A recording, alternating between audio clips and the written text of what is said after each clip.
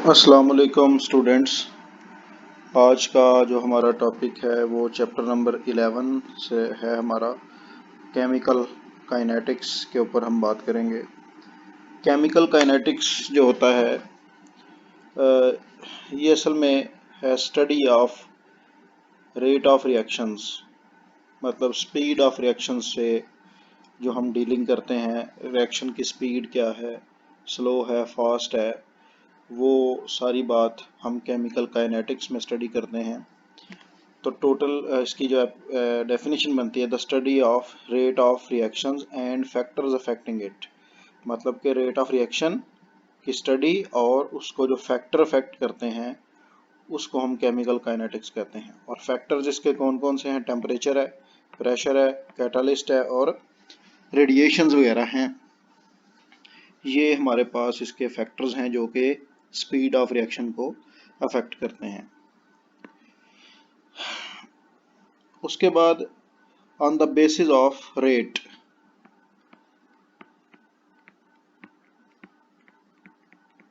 Rate के लिहाज से जो हमारे पास इसकी 3 कैटेगरीज आती हैं वो मैं डिस्कस करने जा रहा हूँ आपसे।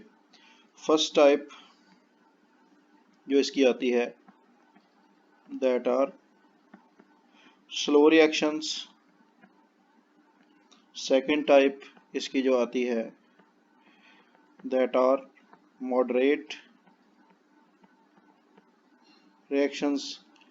एंड थर्ड टाइप इसकी आती है दैट आर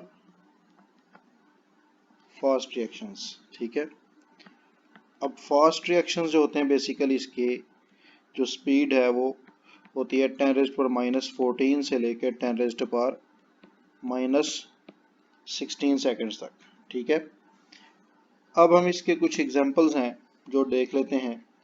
स्लो रिएक्शंस की हमारे पास जो एक एग्जांपल है, फर्स्ट वन मैं आपको देने लगा हूँ, that is rusting of iron. ठीक है जी, स्लो रिएक्शंस की हमारे पास पहली एग्जांपल आती है रस्टिंग ऑफ आयरन। दूसरी एग्जांपल आती है blackening of lead white, white lead का ब्लैक होना। थर्ड टाइप इसकी आती है हमारे पास, तीसरी एग्जांपल हमारे पास इसमें आती है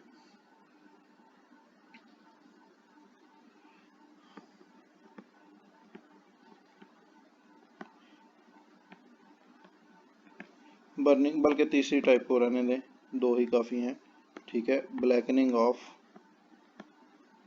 लेड वाइट। ठीक है, इसी तरह से जो हमारे पास मॉडरेट रिएक्शंस आते हैं उनको मैं रेड में लिखने जा रहा हूँ। ठीक है, ये ज़्यादातर मॉलिक्यूलर रिएक्शंस होते हैं। इसी तरह से इसकी एग्जांपल में हमारे पास एग्जांपल है जी हाइड्रोलाइसिस ऑफ शुगर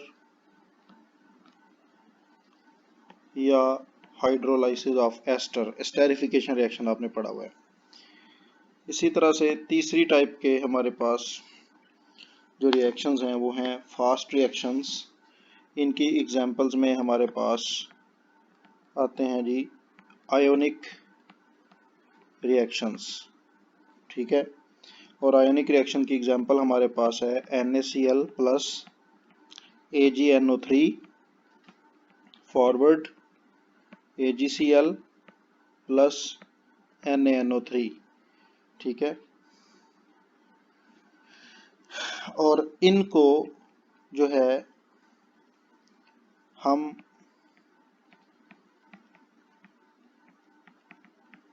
काइनेटिक्स में स्टडी नहीं करते क्योंकि इनकी स्पीड बहुत ज़्यादा फास्ट होती है। ठीक है, इसी वजह से इनको हम आयोनिक रिएक्शंस को ज़्यादातर काइनेटिक्स में स्टडी नहीं करते। और इसकी चले तीसरी एग्जांपल हम कर ही लेते हैं। स्लो रिएक्शंस में हमारे पास तीसरी इसकी एग्जांपल है जी बर्निंग ऑफ कोल, कोयले का बर्न होना। और इसके बारे में भी याद रखेंगे कि इन रिएक्शंस को भी not studied in kinetics, kinetics के अंदर इनको भी हम स्टडी नहीं करते। तो ये जो तीसरी टाइप है ना, सेंट्रल टाइप, मॉडरेट रिएक्शंस, इनको हम काइनेटिक्स के अंदर ज़्यादातर स्टडी करते हैं क्योंकि ये रिएक्शंस कंट्रोलेबल होते हैं। ये फास्ट रिएक्शन कंट्रोलेबल नहीं होते और स्लो रिएक्शन वैसे ही बहुत ज़्यादा स्लो होते हैं। That's why on the basis of rate हमारे पास कितनी टाइप्स बनी है रिएक्शंस की? There are 3 types. Number 1 slow reactions, number 2 moderate reactions and number 3 are fast reactions. ठीक है जी, इससे आगे चलते हैं हम। नेक्स्ट, रेट ऑफ रिएक्शन जो है बेसिकली उसका फार्मूला क्या है? रेट ऑफ रिएक्शन जो है that is equal to delta C over delta T, और इसके यूनिट्स जो हैं बेसिकली वो क्या है? Units are moles per litre per time. ठीक है, या आप इनको ऐसे भी कह सकते हैं, मोल्स पर क्यूबिक डेसीमीटर पर सेकेंड। लीटर की जगह पे क्या आ रहा है? क्यूबिक डेसीमीटर, और टाइम की जगह पे क्या आ रहा है? सेकेंड इनवर्स आ रहा है। ठीक है, for gases rate of reaction के जो यूनिट्स हैं वो यूनिट्स क्या बनेंगे? एटमॉस्फेरिक पर टाइम। ठीक है, या आप इसको कह सकते हैं एटमॉस्फेरिक पर सेकेंड, क्योंकि टाइम का मतलब है सेकेंड। ठीक है जी, इससे आगे चलते हैं। तो डिफरेंस है हमारे पास एवरेज रेट का और इंस्टेंटेनियस रेट का, जिसको हम डिस्कस करते हैं। ठीक है जी, एवरेज रेट और इंस्टेंटेनियस रेट जो होता है इसमें क्या फ़र्क है? ये सिंपल 2-3 बातें हैं, ये ज़हन में रखेंगे आप लोग।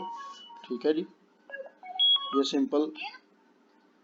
सिंपल थोड़ी सी बातें हैं 2-3, वो आप लोग जहन में रखेंगे। ठीक है जी, अब देखें एवरेज रेट।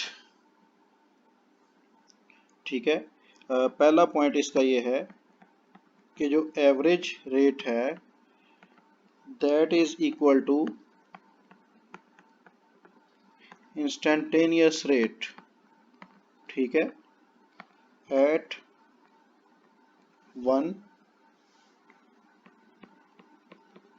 इंस्टेंट, किसी भी एक लम्हे के ऊपर जो एवरेज रेट होता है वो इंस्टेंटेनियस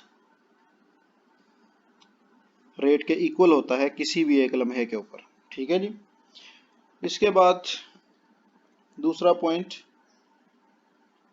एवरेज रेट जो होता है that is between 2 time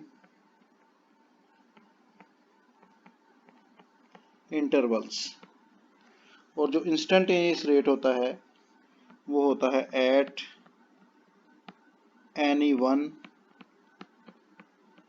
instant. इस तरह से एट बिगिनिंग, शुरू के ऊपर क्या होता है?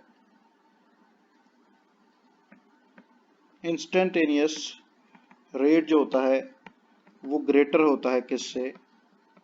एवरेज रेट से। और at the end of reaction जो इंस्टेंटेनियस रेट है वो कम होता है किससे? एवरेज रेट से। ठीक है जी, आखिरी बात इसमें मैं करने जा रहा हूं। ठीक है,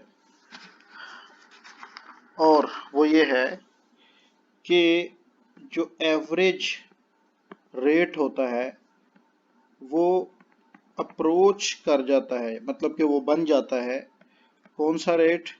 इंस्टेंटेनियस रेट। ठीक है, व्हेन, जब क्या होता है? डेल्टा टी अप्रोच कर जाता है जीरो को।